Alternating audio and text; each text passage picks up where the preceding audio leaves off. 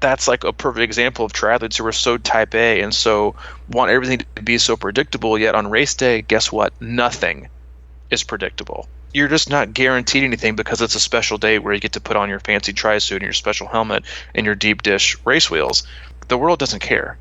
The temperature doesn't care. The wind doesn't care. The environment doesn't care. Life and the chaos in the world that we live in, guess what? It don't care. It doesn't matter. No one cares. It's going to ultimately be about how you feel that day, how you respond to it, your effort and your execution, and what you do with it. And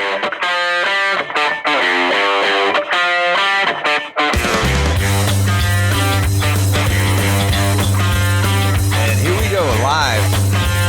I hope we're not live. I'm in my PJs. No, maybe one day. Maybe one day again. But yeah, welcome to Crushing Iron Podcast. What's it, 318?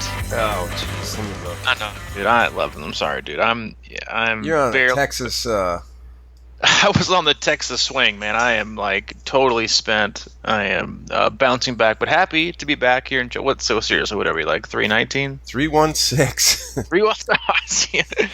You're in the time warp, the Texas time warp. Texas. It's a big state, man. You can kind of lose a day down there pretty easy. Texas is like a different planet. Mm. It's, I'm sure it's great living there, and I'm sure that the people there love it. But man, was I glad to be back here in Chattanooga, seeing some green and some fall foliage and some, more relaxing temps. But we had a great trip. Went down to Houston a little bit early, as we talked about in the last podcast, and then headed over to Waco on Saturday. A little bit early. You took check-in to an extreme. I did. I took like the big check-in, and I didn't take the Mike Trolley advice though, and not drive pretty much anywhere. But yeah, we went up to Waco on Friday, and my wife and her sister did all things Magnolia with the fixer-upper stuff, and obviously she's allergic to it. And so she actually, we were there for the race, obviously, and we had a bunch of athletes racing, and she had always wanted to go to Waco and hang out and kind of see what's going on down there. And then her sister obviously was intrigued and was looking for an excuse, and so she went down there as well and got sick. So it left me doing coach/parent wrangling a 3-year-old all day while we spectated, which was a workout in and of itself. But to be honest, it was really kind of fun. I mean, he actually got kind of into it. Allie's usually kind of wrangled him herself, either while I'm racing or coaching and running around. And so this is the first time I kind of got to handle him, just he and I, while she was in the hotel. And he was kind of into it. He was asking like a ton of questions about what's going on and why are they doing this. Because also he's in this like big why. He's in like the why phase. The why phase. Why this? Why this? Why this? Why that? And he I was in the Y phase, the YMCA phase. He was just like, why everything? And then we saw, as usual, if you post up next to like the bike in, you see like some pretty good comedy. I mean, in terms of people unclipping, and people come in hot, like they're landing a rocket ship, and like the first like 5 minutes that we're watching there, this professional female just can't unclip and tries to do like her flying dismount and goes like end over end. Really? Yeah. I mean, it actually looked pretty nasty. She ended up popping up and I think continuing on, but of course, like the rest of the day, he was like, "Well, why'd she do that? Why'd she do that? Why did she do that?" I was like, "Listen, buddy, you're not supposed to do that. It's just kind of, I mean, the flying dismount comes with its hazard." But it was, ended up being a cool day. I'll go into a little bit more of the experience here in Waco. But yeah, welcome, Crushing Iron Podcast. We come to you twice a week, traditionally Monday and Thursday, but on occasions like travel weekends and races, we tend to bump it back sometimes. But we appreciate you listening, and if you're a regular listener, thanks for your patience on us not getting our usual Monday cast out. And if it's your first time listening, we appreciate you joining us and giving us the time. We cover all things triathlon, life, how they intertwine, how they intersect, and both Mike and I, as experienced age group athletes, and also as I've been coaching for over 10 years full time for the last 3 or 4 years, we do our best to kind of share our experiences and what we deal with personally, and then how we deal with and the things that we see with the athletes that we coach, and try to do our best to kind of communicate and share that via the podcast. And then, hey, if you can take something from it, hey, that's always the goal. We don't really have a ton of agendas or sponsors or any sponsors, but yeah, we do our best to share that, and we hope you enjoy it. How you feeling, buddy? I'm actually, well, how am I really feeling? Yeah. That's a good question. I'm actually feeling a lot more calm and control than I was like 2 hours ago. It was listen, like, you know me, like, and I've changed a little bit the last few years. But I'm like you. We're both kind of homebodies. We like what we like, and we like our house, and we like being at home. And while I'm super glad we ended up making this trip, but 8 days away with a toddler is a lot. And then, hey, and I said, like, I still wouldn't, like, he still had such an awesome time watching, and he made me like hold him at the bike in for like an hour so we could watch the bike people come in and out. And then he actually, to get him to take a nap later on in the day, I had to wear him on my back. He's like 45 pounds, so he'd fall asleep. So I was actually out there like cheering on our runners finishing with him like strapped to my back, which they were definitely more excited to see him than they were to see me. Because I ended up like posting up. They had this like, I'll give a quick recap of Waco and then go into more about how I feel. But the location of the race, it's like smack right there in a downtown. It's a pretty cool venue. I kind of go back and forth, to be honest. Like, I'm sure Waco was great. Hey, Baylor has the best football team in their conference right now. But in the Magnolia thing, and like what Chip and Joanna Gaines have kind of done for that whole city is kind of just like mind-boggling, to be honest. But it's an okay town. It reminds me of Augusta, to be honest with you, and you guys know how I feel about Augusta. But it was an okay town. I will say how they utilized the best parts of that downtown area as possible. And I honestly, it was spectator friendly. You could see the swim. You got to see the swim out. The transitions were long. The hotel we picked, if you ever do Waco, the Courtyard Marriott is like prime locale. It is. And there it sells out. Yeah, and it sells out, and there it goes. You could see transition and hear it from our window, and watch like the people running in and running. That's a great location. There's not that many hotels there, but it was pretty good. The weather was beautiful. It was a little bit chilly, but the finish is awesome. It has to be one of the neater finishes that I've ever seen in a 70.3 race. Really? Yeah, they actually. So like, to me, it would be like moving the Chattanooga 70.3 finish to the walking bridge. Oh. They had this really neat kind of suspension bridge. There's a couple, obviously like 5 or 6 bridges on the river they swim under doing the swim. But then there's a suspension bridge, and that's the last bit of the run course, and the finish line is just on the other side of it. And so the bridge was just lined with tons of people, that were not just kind of sitting on the side, but were kind of like leaning out, onto the actual course, being it's a finish line. And like, you were able to really give like high fives and chat with your loved ones and see them, obviously before they barricade a little bit. But you basically, like, the last like quarter mile is over that bridge. And then I think you run off the bridge in about, 10 or 15 feet and you finish. So it really did make like a really condensed finish line. It was really a cool experience, spectating and watching. So I did that. I'll go a little more to that. So they went out of their way a little bit to make the course kind of interesting. I think they sure did on the run course. That's a novel idea. Yeah, I know, right? Like, shocker. Because as much as you and I both love Chattanooga, obviously, and the Chattanooga races, their finish line is a little much to be desired for. It's just kind of like there. They definitely, note to RD, you could move it up to the pedestrian bridge and have a little fun there. But they did. Move it right in front of like Blue Plate or any, just do something. They did. They definitely made. I can see why people love the race. It's easy to get around to, easy to get to places. In the run, I think, caught a lot of people by surprise. That's what I hear. It was listen. You look at the course and you think, okay, it's Texas. Okay, it's a it's a downstream swim. Okay, I got this. And as much as we talk about this all the time, like that is also why, like every time you think you're prepared, all you can really prepare for is knowing that you're likely going to be unprepared in some way in terms of like how you're going to adapt and like be ready for the environment. Because I mean, we got to Texas, we packed our clothes, we're in like shorts and a t-shirt, and then all of a sudden we wake up like the next morning and I'm in a hoodie and sweatpants walking around, and I'm having to send out an email for Texas in October for cold weather gear for the morning of.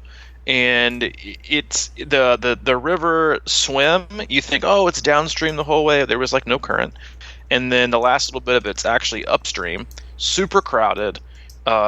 Even just from where I was standing, the buoys looked like a blindfolded toddler swinging at a piñata would put them in order. Oh, really? They were like the zigzag all over the place in swim time. And so it was wetsuit legal. The water temp was like 65, 66 race morning. So it was wetsuit legal.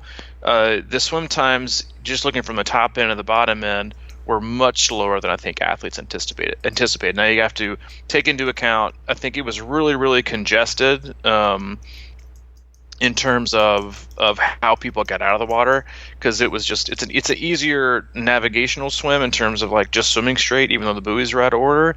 But I think it just got congested because you see athletes just kind of coming in, almost like kind of waiting to get out of the water. But then also when you have temps that cold, you're not going to swim as fast. It's just a little bit too cold. I think the swim is actually long because they've changed it before. It used to be upstream, downstream, back upstream, but they've changed it, and I think the swim is actually a little bit long. So they run out of the water. It's a very long transition run. One of the longer ones I think that I've seen. And then the bike course rolling, okay roads, which will slow you down a little bit, but the wind was pretty crazy. Probably normal wind for Texas on race day. And so I think that was kind of a harder thing to navigate for a lot of athletes who may not have been prepared for it. And then the run, you think Texas, there aren't any hills in Texas. And to be fair, there aren't like giant hills, but they found them. They run you over into Cameron Park, which is actually a really cool area and part of town with some single track mountain bike trails, areas for hiking and running. And, they find them. And they give you some rollers and some really good pinchers to run on. I think, again, athletes who may have thought, it's not that big of a deal, kind of got their lunch ate. And then as I kind of ended up finding a space, as I was trying to find like a quiet place away from the finishing line that was so loud so Hayden would go to sleep, I went like past the finish, and then they make you do this like uphill ramp that's like probably, I don't know, 50 to 75 meters long, and most people even headed to the finish were walking it. And that's where I posted up because I was kind of underneath this tree in the shade and it was quiet. And that's when like I got kind of like the death stare from the athletes because they had like just started walking. They're like, dude, you got me. And here I am like hanging out around the corner like busted.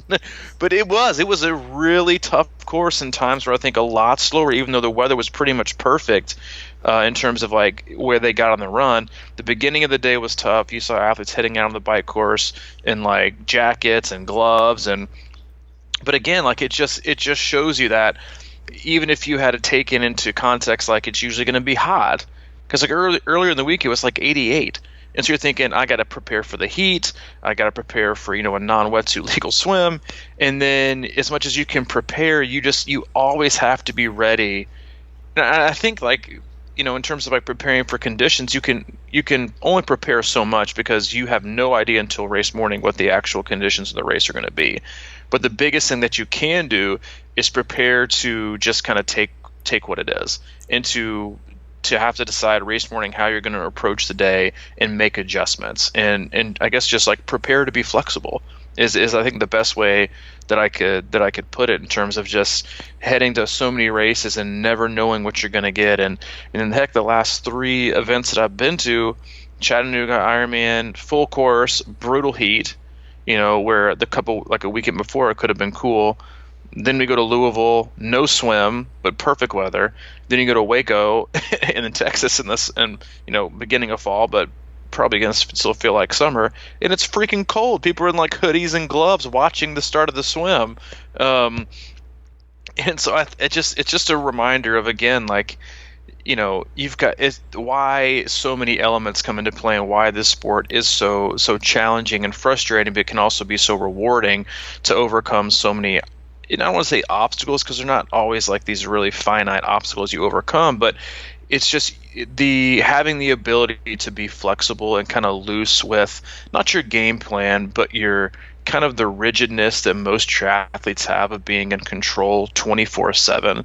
You got your indoor setup and everything is perfect, and everything's aligned, and if my ERG mode isn't working perfectly, I'm just gonna have a meltdown. Like, I can't even do my workout today, or you can just take your bike outside and ride for an hour and be done. But I think it continues to expose how unflexible so many athletes are in terms of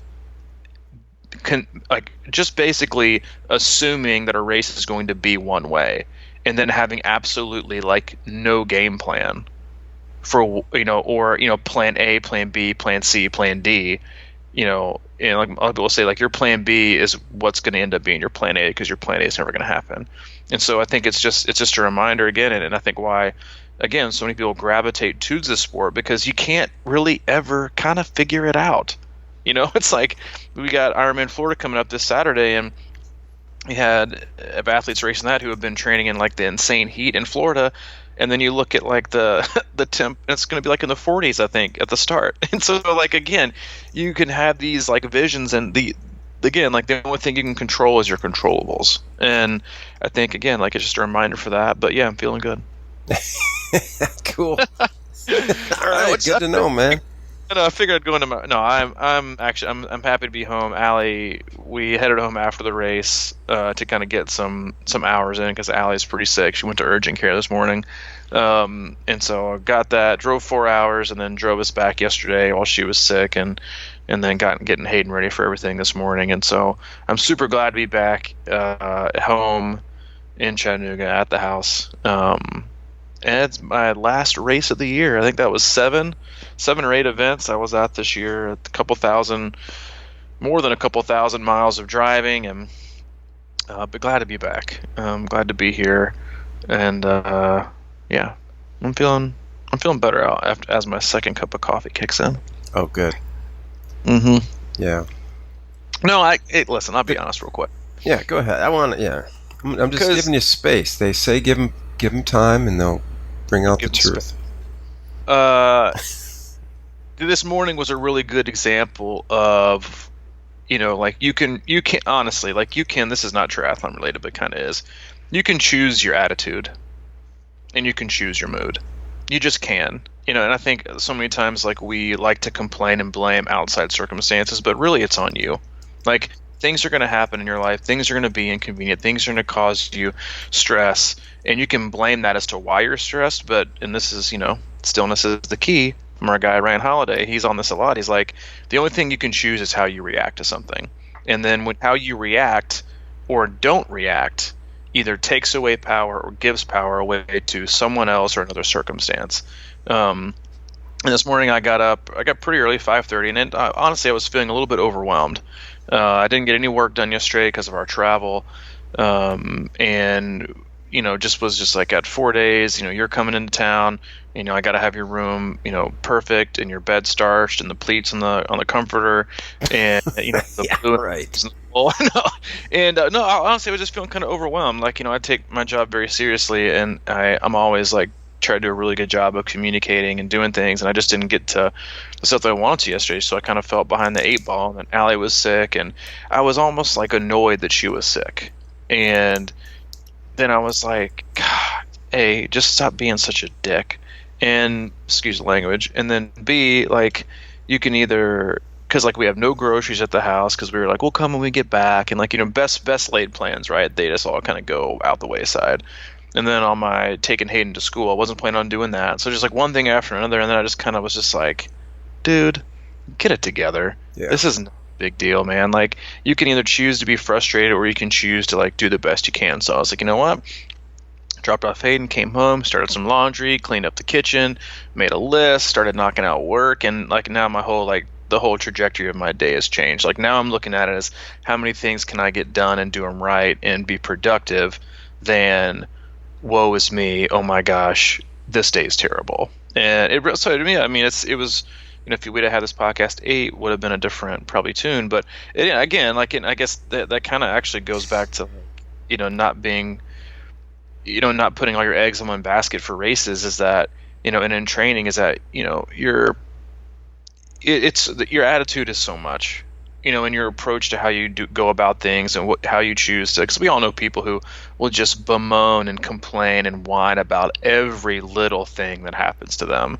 And, I mean, every time, to be honest, it's about how you choose to react and the attitude that you choose to have, and being positive instead of, looking for a reason to not be a certain way. But no, I mean, 2 hours ago I was kind of grumpy, but right now I'm feeling pretty saucy.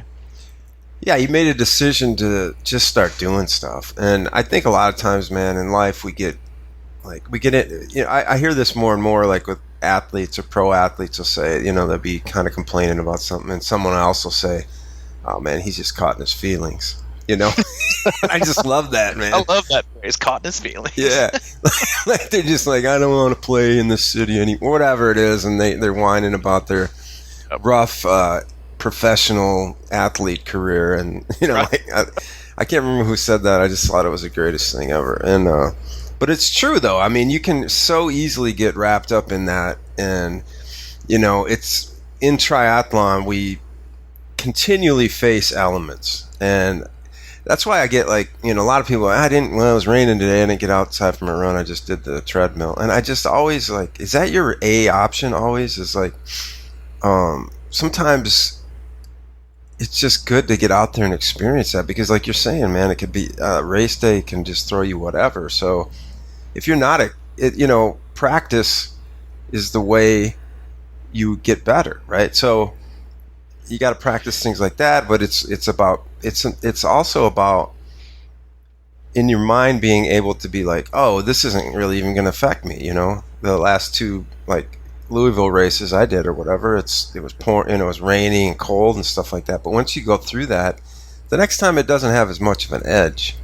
and you can be mentally calmer as you go into the race or whatever. And I just read a really great quote from Vince Lombardi, one of my favorite quoters. He said, "The man on top of the mountain didn't fall there." I just think that's great. Oh, I love that. I know. It's so. It's like it doesn't. Yeah, you can't explain what happens on the way to that finish line or whatever, but all the stuff that we have to overcome, just and so much of it is in our mind. Like you're saying, you can choose your attitude. And right. We fight it all the time. I fight it constantly. I get in my feels all the time, and it bugs me. But it comes down to just doing stuff. Like a lot of times when I get there, I'll start writing it out. I mean, that's another big one I've been trying to get into lately. I've been reading a lot and writing a lot, and it's just the more you kind of expose yourself to positive thinking or positive decision making or stuff that's improving you or making you feel better, it's just easier to start breaking through these little situations. And I recognize that and I know that, but sometimes it's so easy to fall into your feelings. And I love what you said there about kind of like listen, like there's a time and a place to put yourself in like an adverse situation, and like I can understand athletes like, I don't really want to run in the rain, but if it's like 75 degrees, then who cares? If it's like 30, then I get it. Like you might want to fend off being sick. Like I get, but listen, like there's only so many times in life when you can predict or somewhat anticipate and control the level of adversity that you're going to put yourself in. And race day is always going to offer it. Race circumstance, environment, changes in the distance, changes in the day, the conditions, the wind, the heat, the cold, whatever it is, wetsuit, now it's always going to change, and you have to be ready for that. And going back to like our Ryan Holiday fanboyness, he was sharing like a Seneca quote that I absolutely love, and it says, "I judge you unfortunate because you have never lived through misfortune. You have passed through life without an opponent. No one can ever know what you are capable of, not even you." And I love that in so many ways, not just for triathlon, but in life. But in terms of triathlon, I love it because, again, like we've all fallen into I don't want to say the trap, but I think the comfort of comfort. In that any kind of like, anything that's outside of the norm or that we can't control, we can't predict, is somehow bad. Yet in every other aspect of our life, all we are doing is reacting to outside circumstance. As much as we like to think that we're in control, of what happens, the only thing that we are in control of is how we react to what happens. And we're the only person that can control. So that's what you can control. You can't control life. I mean, I think most people who are listening to this podcast, if you could go back like a year ago and think, hey, I'm going to be like this in a year, and then you ask yourself today, look in the mirror, what am I doing today? Where do I live? What relationships am I in? What kind of work do I do? Where am I physically, emotionally, mentally? It's probably not a carbon copy. It's probably vastly different. And so it's just a reminder of like how we can't predict things, yet we want to be able to predict things in training. We want to be able to predict things in races, but we can't.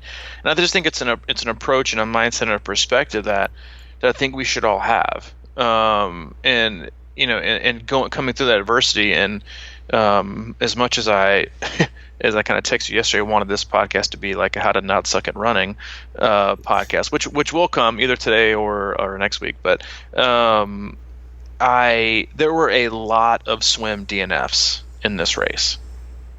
A lot. Actually, I was walking Hayden out to the car to get some other clothes to change him into, and I overheard one of the Ironman workers on a radio saying, yes, head towards transition. There's a lot of swim DNFs. So people need to get their stuff. And I kind of just glanced over, and I saw a couple people just kind of standing there in their wetsuit. And you know me, I can get all up in my feels too sometimes. Mm-hmm. And I kind of looked over, and there was like these people just standing there with no one talking to them, in their wetsuits still, in the freezing cold, just kind of staring. And I just felt, and listen, like, I'll kind of go into this a little bit further, but then I'll use this analogy in terms of, I am in recovery. I've been sober for almost 6 years, so I use like kind of addiction and all that kind of stuff as like analogies. But people always say that in recovery, like that, relapse might be a part of your story, but it doesn't have to be. And I consider also, like, as an analogy, it's about how you bounce back. It's not the event that happened, and obviously you don't want to. It hasn't been a part of my story, but it might be at some point. I don't want it to be, but it might. But it doesn't mean that you're any less of a person once you've come out on the other side and you're back to the way things should be. And I ended up talking to this individual who was like, yeah, I just didn't anticipate this today. I didn't know that this was going to be part of my journey. And the first thing I thought of was like, a DNF, doesn't have to be part of your triathlon journey, but it might be. And it's not a bad thing. Like, I think that oftentimes, like, we as athletes, we put out there this, I don't want to say a stigma, or like, we just put out this level of confidence and or almost sometimes shame, probably, or guilt that, if you DNF, that there's something wrong with you. Or you didn't do it, or you didn't do it right, or, what is it that you didn't do? And I think the fact of the matter is that on certain days, every day throughout the course of the year, because again, race days aren't different than a lot of training days. You just don't have it, and things come up. And obviously, there's always going to be an argument for the level of preparedness physically. But I mean, you look at the perfect example. You look at the best triathletes in the entire planet. They do Kona, and you look at how many DNFs there are on race day. It's like, I guarantee you it's part of their story, because when you push yourself, and sometimes bad things happen, sometimes you just don't have it.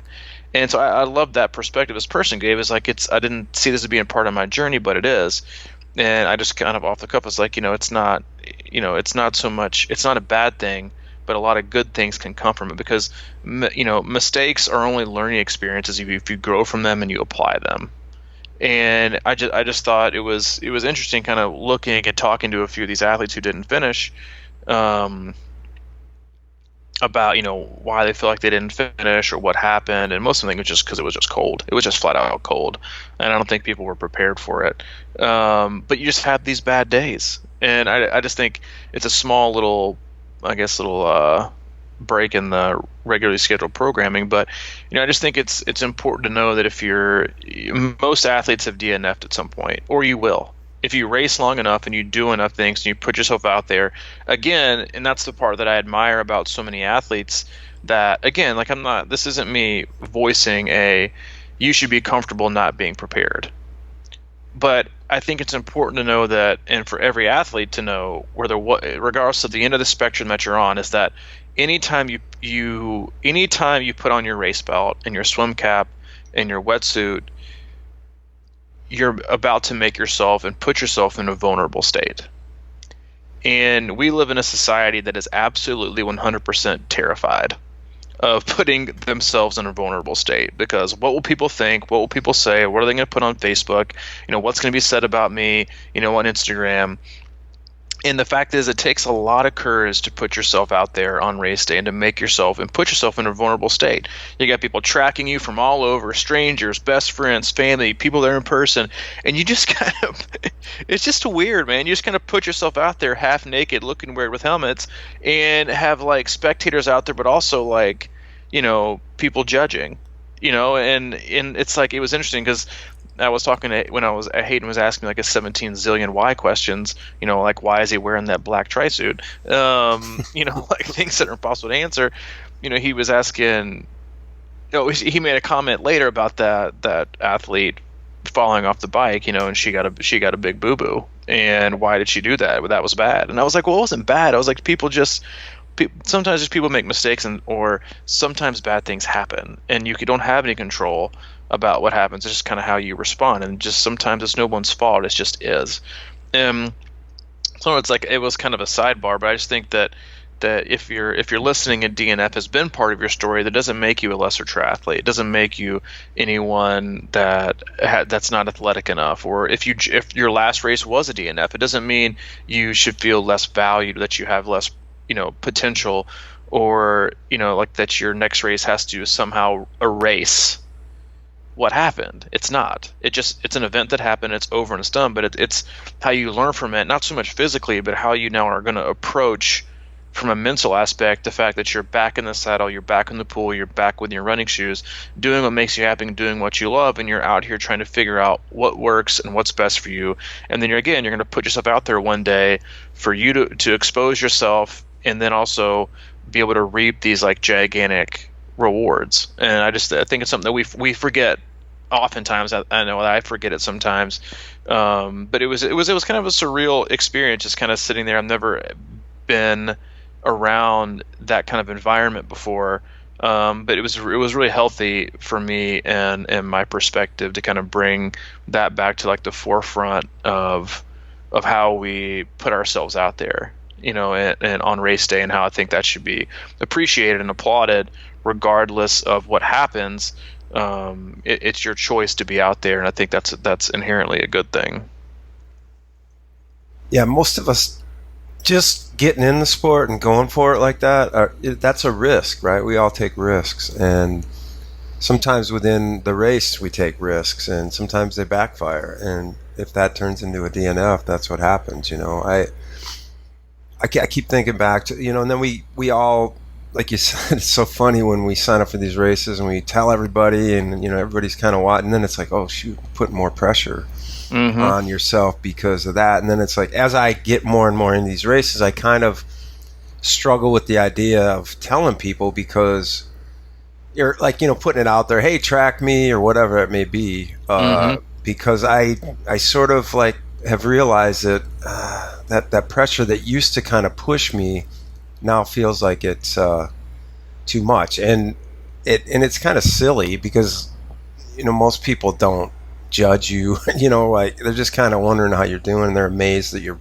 doing it probably anyway, but you still feel that added pressure, and I think I mentioned it when I was going into the race this year with a lot of people. I knew a lot of people were kind of keeping an eye on me just because we've been talking about it on the podcast and everything like that, and I've gotten to the point where that doesn't really bother me as much. It doesn't. I know this is about me, and I know that it doesn't matter what my results really are. It's just a matter of how I go about it and everything like that. And it's so funny you mentioned Ryan Holiday and the whole idea of stoicism, and I just think that's such a big part of being a successful triathlete. And people hear stoicism, they're like, "Nah, that's just seems so boring, and what a kind of bland way to go through life or whatever." But it almost demands it in this sport to be kind of level and just sort of approach things as a decision maker and respond and react to challenges and what have you. But I think that one of the biggest challenges sometimes is that it's such an emotional sport for us too, because it's like about changing our lives and proving that we can do stuff and all this kind of things like that. So you get these kind of conflicting mindsets going on because you have to be kind of stable and solid out there and not react. And I remember when I started this sport, I think it was my first Olympic, I thought I was going to die in that swim. I mean, it was like level, what are they, orange or whatever? They'll live out on DEFCON 5. Yeah, it was way up there, man. And somehow, some way, I figured it out and got through it. And I know a lot of people have felt that same thing. Oh, for sure. So that, I think at the beginning, the driving force was, I am not going to not beat this thing, and it was kind of unexpected because I had never felt like that, I don't think ever, and especially swimming.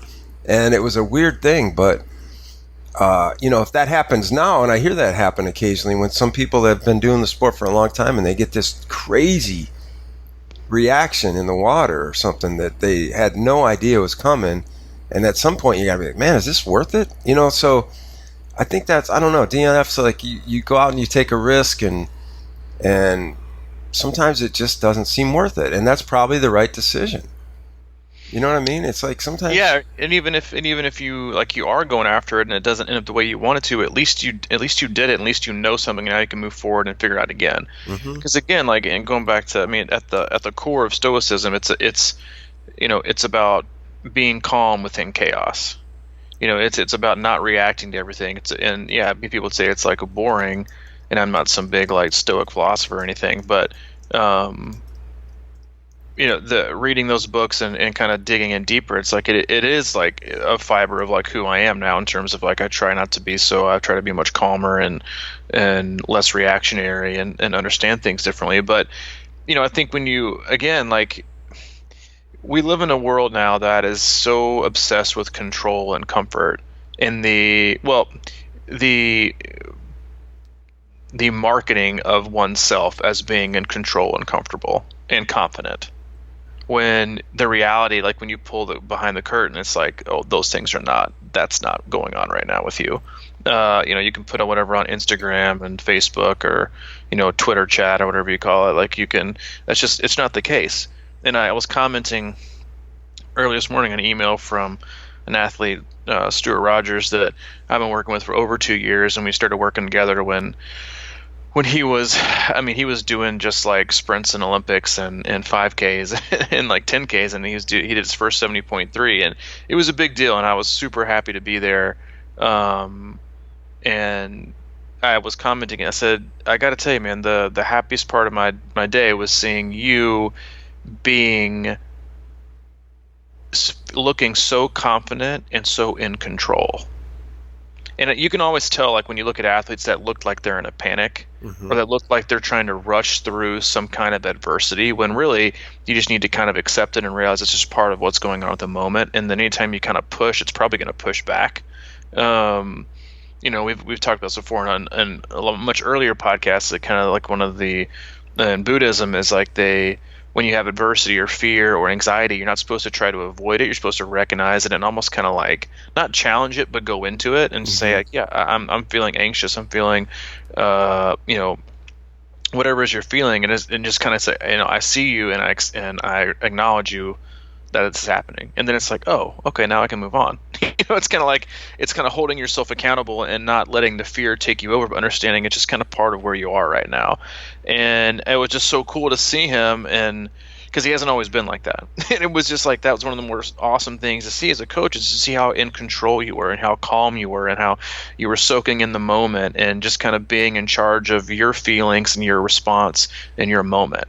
And in endurance sports, I think it's that's why it's so rare too, is because we always feel like we're fighting against something, or we're not acknowledging something, or we're not going by the feel. We're obsessed with the pace, or an expectation, or a result that we've thought about and that we attach to our level of acceptance. And I just think it's one of those things that we should always go back to, and especially this time of year when athletes are far away from races. And again, like we touched on this last podcast, is just digging into where you are and who you are right now, and then mapping out a way to hopefully improve that and feel better prepared, not just physically but emotionally and mentally, while also recognizing and looking back at your past year, whether it was an insane success, whether there was trouble along the way, whether there was PRs, whether there was DNFs, that none of it really matters because it's in the past. Like, none of it matters. Like, you can, if you want to live on your past, that's great, but most of us don't.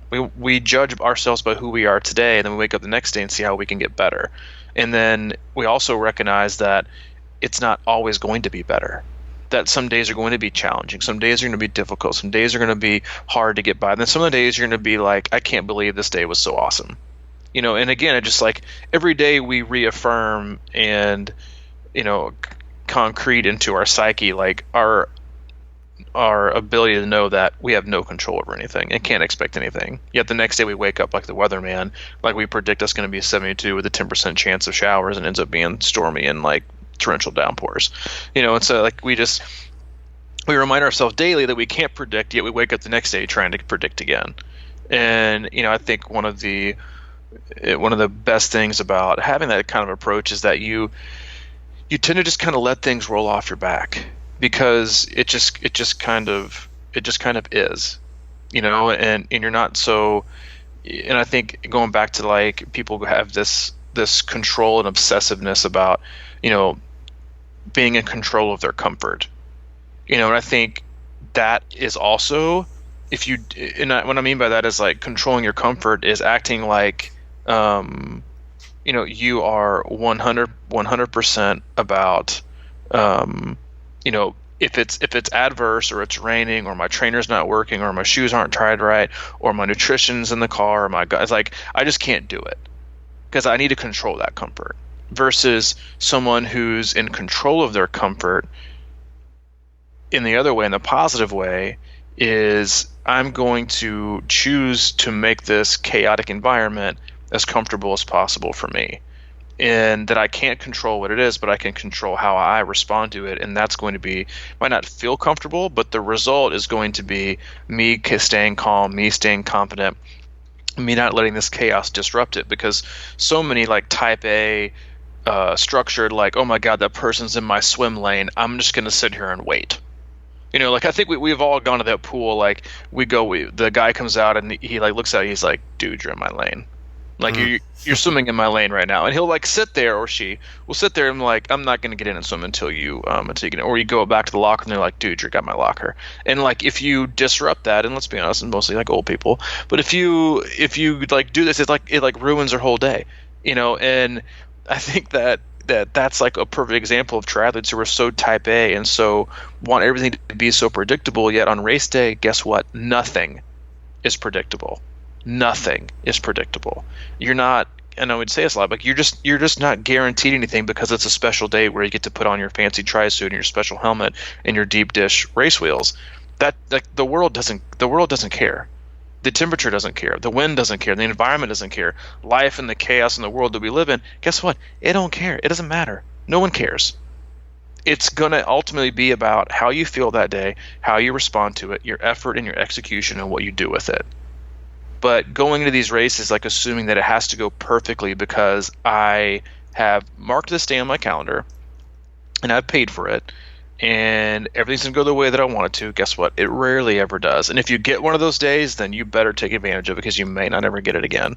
And then what you're unfortunately also going to be left with is now like always kind of going back on that feeling. And so again, like it's just the avoidance, I think, of working on one's mental and emotional approach and mental and emotional fitness, if you will, in triathlon, and just ignoring it as a merely physical sport, where it's all about how you swim, bike, and run, and not how you're able to, combat the inconsistencies or the obstacles that might come each time or in each race or in training, then I think you're doing yourself a disservice and ultimately preventing you from finding out what your best performance is.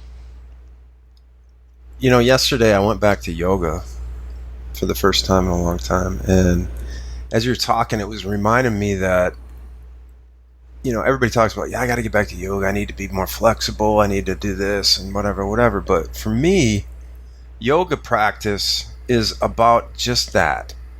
It's about leaning into what is uncomfortable a lot of times and staying there and finding ability to relax in that position. And for me, that's what is certainly, I think, the most underrated part of racing is, you get in you line up to swim and you're going to get ready for a long day, and the excitement level and the whole 9 yards. And one of the things I always tell athletes before, first timers or whatever doing an Ironman is like, my advice to you is just forget it's a race, because the minute you start getting that, because everybody thinks about the finish line and you're about ready to jump in the water and spend the next 15 hours or 13 or whatever it takes. And you can't be thinking about the finish line. You have to be leaning into the moment and figuring out how you're going to get to the next moment, because that's what it's all about, man. It's like you can't predetermine that day. And that's why I love doing things like yoga, is because it gives me practice. They call it practice. So it gives you practice at being in that spot and understanding how to get through it. And usually it's with breath and just calming things down. And to me, that's such a huge asset to bring into anything, because it is such a long day and so many different things happen out there and so many things are unpredictable. And the minute you see something that you don't like, you can't just stop. You can't walk away. And you can, but most people don't. And it's almost like, how do you figure out how to embrace that? It's like you hear the wisest people or whatever will say, there's always opportunity in bad situations or whatever it may be.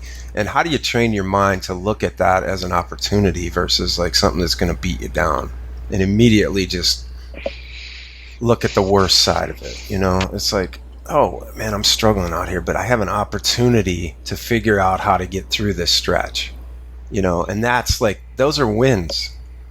And it's just about, it's sort of about crafting a mind that can kind of go there automatically.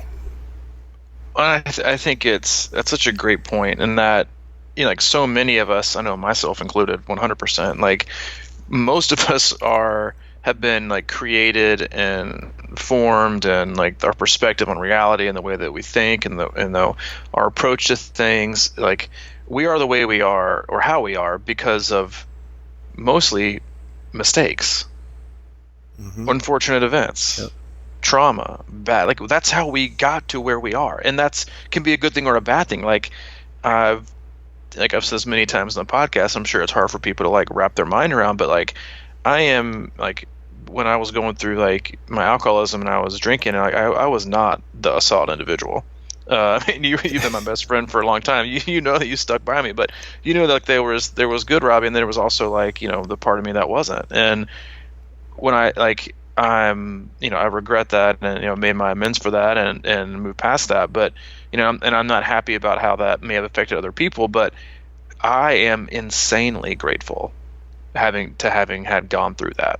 Now I don't like the fact that it impacted people in a different way. But when I look at my life now, like there's no way I'd be where I am now. Zero chance, zero, of being where I am and who I am now had I not gone through so much crap. And so I'm like insanely thankful that I had to go through all this difficult times, all these hardships. Like I wouldn't trade it. I would not trade it. And I know it's sure that's like hard for people to wrap their mind around, but like I just feel so grateful to be where I am and who I am now versus the way that I used to be. And I'm only that way because of unfortunate things and some self-imposed, some not self-imposed. And again, it's how you react to things, how you respond to things, how you come back from them and choose to not make them like these because they're not going to be learning experiences if you don't grow from them and you don't apply them and make them happen. As much as you can going forward. You're never going to be perfect from them. And so, like in triathlon and in racing, like, yeah, or in this, especially in training, like, just because, like, make mistakes, but then learn from them. Stop doing them over and over and over and over again. Because a lot of athletes that I see, like, when I start working with them, they're just, like, addicted to making the same mistake over and over. They just can't get out of their own way. They're perpetually overtrained. They're always hurt. They're always injured.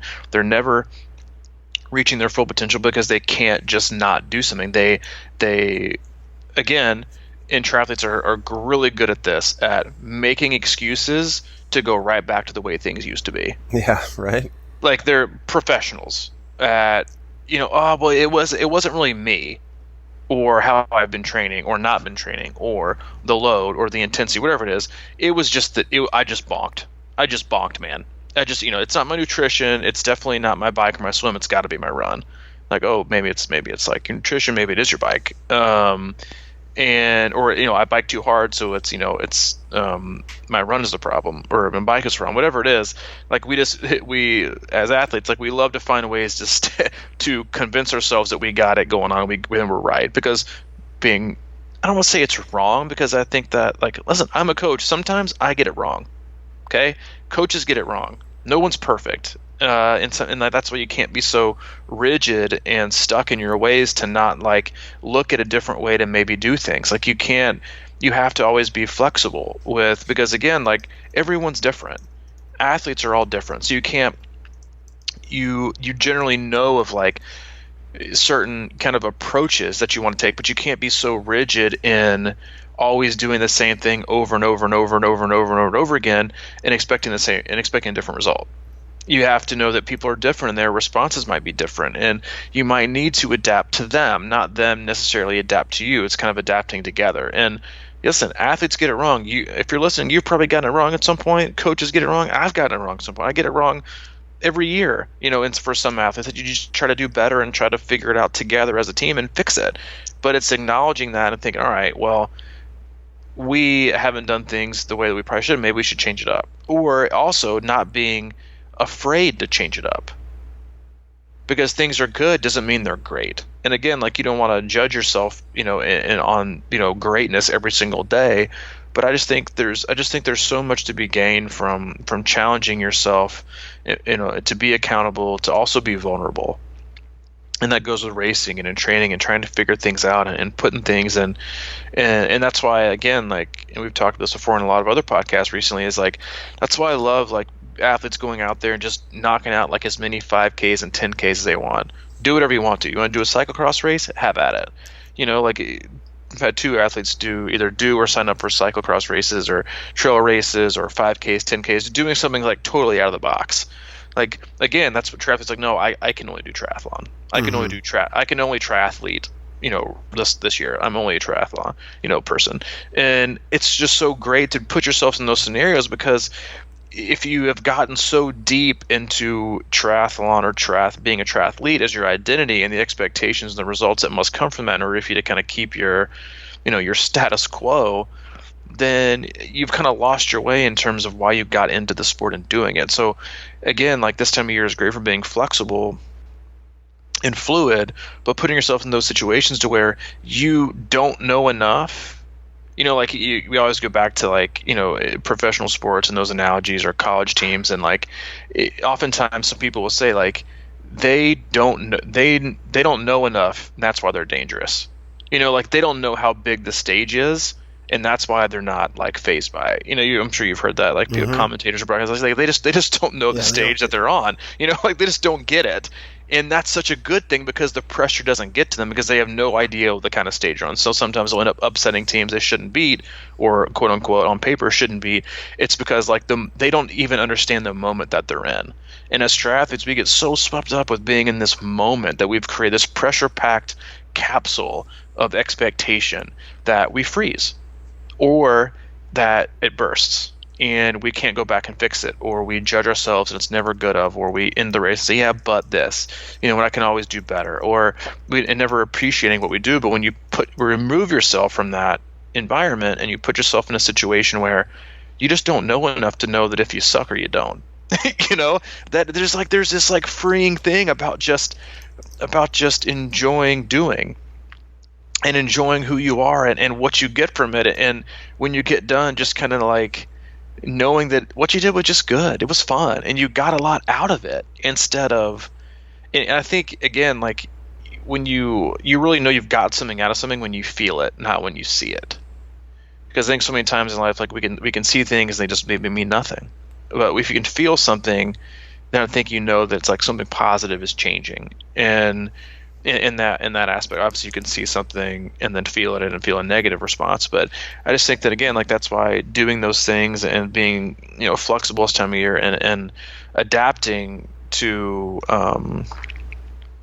not adapting, but allowing yourself opportunities to be vulnerable in different areas of your athletic endeavor that you haven't always associated with expectations and pressure and paces. And like doing that, I think opens you back up to remembering why you did it in the first place, because why you were so pumped, like, you know, 8 years ago when you were doing like your Couch to 5K program, how pumped you were, you know, about everything that you did. And then you go back and like we just lose sight of it. You know, we lose sight of how far we've come because we're so driven by what's in front of us and, you know, and not, you know, what we've done and like where we used to be, that we fail to appreciate those things and remember that again, like, you know, I'm making like way too many, you know, addiction analogies today, but when I was in treatment, I was there for 90 days, and I remember my primary therapist at the time, like, you could choose to go home after 30 days, or if they told you should probably stay, then, you know, some people would stay, some people wouldn't. And he would get, like, he got this huge, like, dry erase board out, and he is probably, like, you know, 8 feet wide. And he took this black marker, and he started on one, and he drew a line all the way to the other end. And he, on the left side, he wrote birth. And on the other side, he wrote, you know, the day you die. And so it's this huge black line in the middle. And so then he takes this like little bitty like ballpoint pen and marks this like really tiny spot on the board.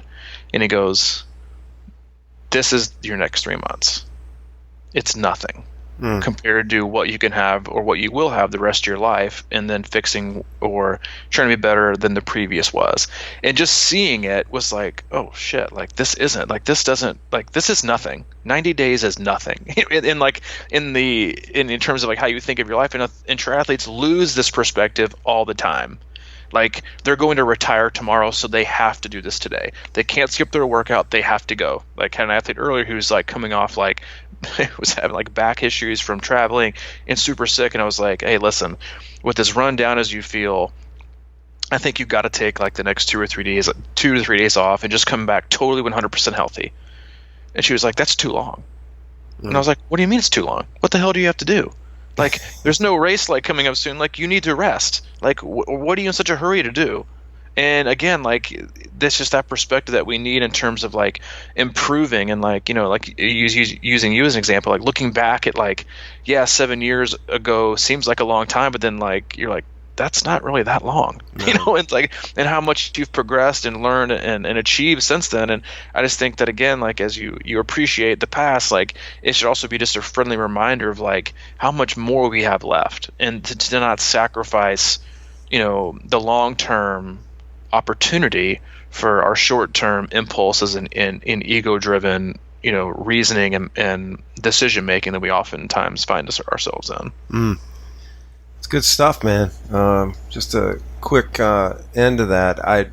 You're right. When I did start running, it was all I could think about. It was so exciting, but it wasn't quite everything I needed, I felt like. And then I got into triathlon and did a sprint, and I thought, man, this is the greatest thing ever. You know, it's like, oh, this feels right. I'm cross-training now. I'm doing different things for my body rather than just running and beating myself up. And because that was part of the problem, was I was always sore.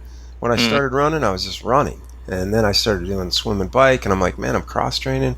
This feels 100% better. And then I started getting in that groove, right? Like I'm just swim, bike, run. And then it occurred to me, man, maybe I should cross-train the cross-train and experiment with different stuff. And that's when I think about that's the thing. Quickly, one more thing about yoga, and I'll let it go. But it was like all up in your feels, man. I'm all up in my feels. But it was what it reminded me of too is that let's say, I don't know how many muscles are in the human body. It's probably like 150,000 or something like that they always. So let's say there's 1,000, and triathlon works 500 of them. There's 500 muscles that you're not really, or parts of your body that you're not really giving attention to. And that's what I notice after I get out of yoga. It's like, man, I am not well-rounded. So sometimes I think that's important to feel good. It's just to kind of, like you're mentioning cyclocross or mountain, but these are different things that I exercise different parts of your body and different parts of your mind and things like that. And I think it's important to remember those kind of things, because we do get locked in and we start going straight on TT bikes forever and ever and ever. And that's like it turns you into an automaton almost sometimes. And it's like, I always talk about like dancing on the bike, it's like, be relaxed, it doesn't have to be this 4-hour grind in one position your whole life. It's good to get out of that box, man, and mentally as well. So it's a good one, man. All right, this has been good. Welcome back to Tennessee. Yeah, how to not suck at running. That'll have to come Thursday. No, I promise you it's coming. I will make it on Thursday. It'll be our next podcast. It's something that I definitely want to do. We've had a How Not to Suck at Cycling podcast. We've had, obviously, as most of you know, if you've listened for a long time, like 5 or 6 How Not to Suck at Swimming podcasts and a couple run-focused podcasts. But just going through some, like, this time of year is always a great year to run more, and just talking to a few other athletes about it's, I want to cover, things like, the percentage of your runs, how many runs, how long they should be, the different phases you should go in, the percentage of your weekly volume that your long run should be. Because like the more and more I talk to athletes that like some of their long run, some of them for their long run, it's like 50 or over 50% of their overall weekly volume, which is insane. That's way too much, and you're asking yourself to be injured, to break down. But yeah, it'll happen. I'll make sure it does this week. It'll be our next one. But just had a lot to reflect on, and being in Waco and traveling. But enjoyed this podcast. It was fun, and feeling even better than I did it at 10 o'clock Eastern. So, but yeah, we appreciate you listening. Subscribe, review. If you want to be part of the conversation, you can head over to Crushing Iron Group, which is on Facebook, and be part of the convo. Lots of awesome people in there with great advice and wisdom. And if you want to and haven't, you can stop over at crushingiron.com. It is our one-stop shop for all things training, coaching, camps, swim analysis, our blog, gear, you name it, it's there. Check it out. If you have any questions, comments, or concerns, Mike's your man. crushingiron@gmail.com.